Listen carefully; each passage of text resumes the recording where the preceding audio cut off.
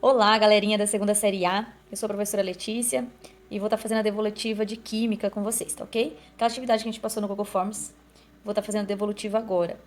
O conteúdo era sobre qualidade e tratamento da água, tá? Então envolvia um pouquinho dos processos, das etapas utilizadas nas estações de tratamento de água. Então acredito que isso daqui foi mais molezinha para vocês, né? Todo mundo já estava mais antenado.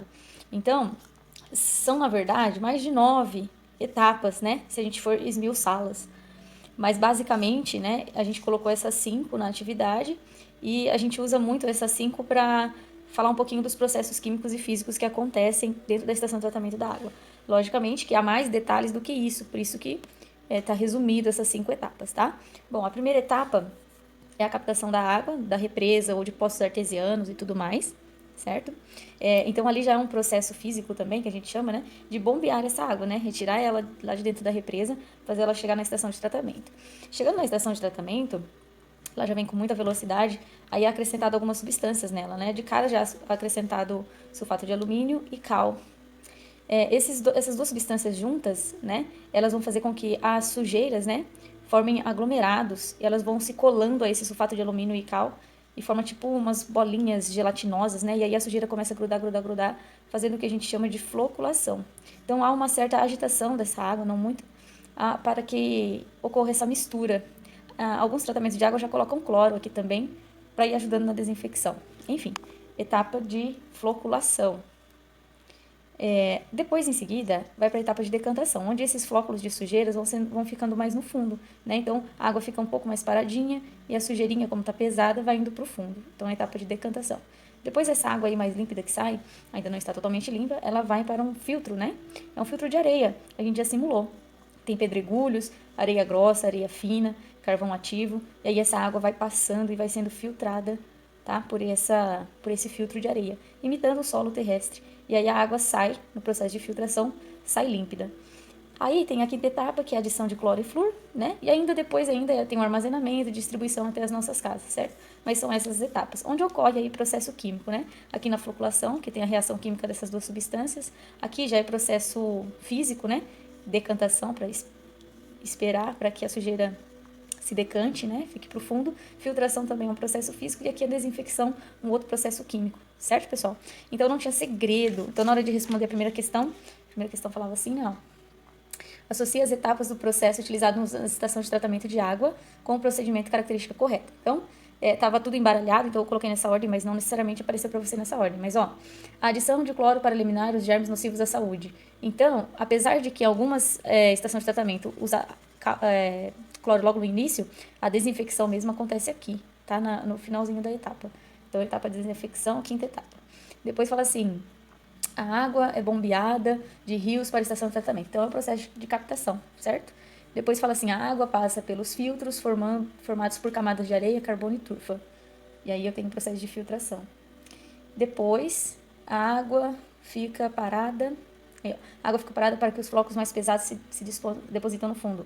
Decantação e, por último, adição de sulfato de alumínio para que as partículas sujeiras se juntem formando pequenos coágulos, né? Floculação, belezinha? Questão 2 era uma tirinha, você tinha que analisar ela e indicar a alternativa incorreta. Então a tirinha falava assim, né? Era um rio, um mar, né? E tinha um repórter. O repórter virava e falava assim: neste domingo, dia 22, é o Dia Mundial da Água. A aniversariante tem um pronunciamento a fazer. Aí ele põe o microfone para a água falar, a água tá toda poluída, cheia de sujeira, e a água responde: não me deem nada este ano. Não sei mais onde pôr os presentes. A alternativa incorreta, né, é a alternativa A, que fala que a matéria orgânica lançada na água faz com que a solubilidade do gás oxigênio dissolvido nela aumente, impactando positivamente na quantidade de peixes presentes nos rios.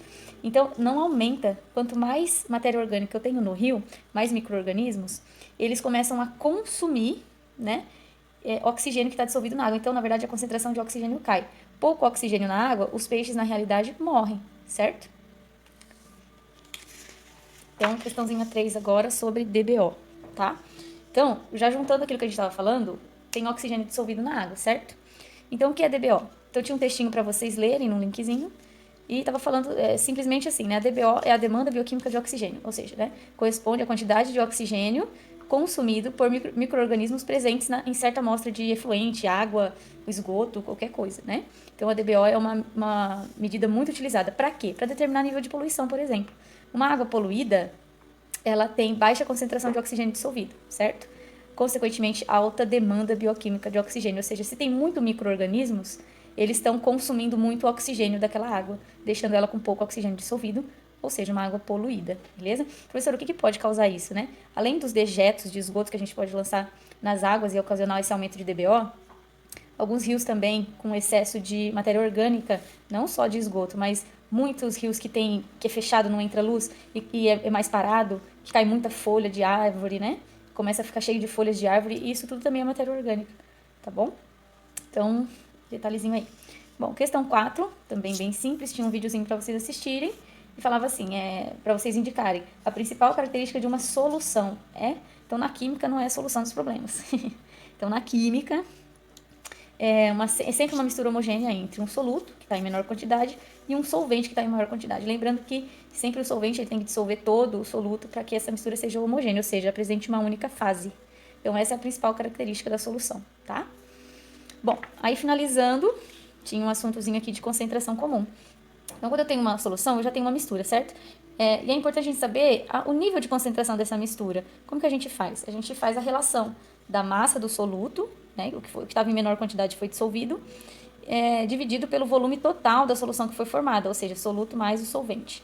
Então, eu pego lá em gramas ou miligramas o soluto, divido por litro ou mililitro a quantidade total de solução e eu tenho uma concentração. Então, vamos lá pegar a questão 5 para a gente fazer esse exercício aqui, ó. Questão 5 fala assim: um técnico de laboratório preparou uma solução aquosa de ácido sulfúrico misturando 33 gramas de ácido, desse mesmo ácido, em 0,2 litros de água. Com extremo cuidado, lentamente, sob agitação, e em uma capela com exaustor. Exaustor é um que fica puxando o ar, né? Para que o gás do ácido não vá para o nariz do técnico. Ao final, a solução ficou com um volume de 0,22 litros. A concentração em gramas por litro dessa solução é... Então, ó, a gente tem que lembrar que ele preparou num recipiente, colocou 33 gramas de ácido e colocou 0,2 litros de água, certo? Porém, já tinha uma quantidade de ácido, concorda? Então, o volume ficou um pouquinho maior, ó, 0,22 litros. Então, qual volume eu vou usar, professora? Sempre o volume total da solução, tá? Então, aqui no volume, ó, que volume que você vai usar? M1, né? Massa do soluto, 33 gramas. E o volume, você vai usar o volume de 0,22 litros. Aí, dividindo 33, né? Ou seja, massa pelo volume, dividindo 33 por 0,22, continha básica 150 gramas por litro, tá? Questãozinha 6, para finalizar. É possível matar o vírus, isso é importante, hein? O coronavírus aí. É possível matar o vírus com o uso de uma solução aquosa de hipoclorito de sódio, NaClO, a uma concentração mínima de 0,11 gramas por litro. Então, tem que ser uma certa concentração, nem mais, nem menos. A massa de hipoclorito de sódio necessária para se preparar 10 litros dessa solução, expressa em gramas, é... Então, o que está faltando de informação? Concentração, ele deu para nós que a concentração dessa solução tem que ser em torno de 0,11 gramas por litro. E ele quer preparar nada mais, nada menos que 10 litros de solução, certo? Então, é só a gente substituir aqui na fórmula. Ó. No lugar da concentração, 0,11. Massa do soluto, eu não sei, é o que eu quero descobrir, poderia pôr um X. Volume, 10 litros. Aqui eu coloco 1, multiplico em cruz. M1 vezes 1, M1 igual 0,11 vezes 10, 1,1 gramas. Fechou, moçada? Então, tá aí a correção para vocês. Até a próxima. Beijos. Saudade da escola. E beijo no coração de vocês, ok?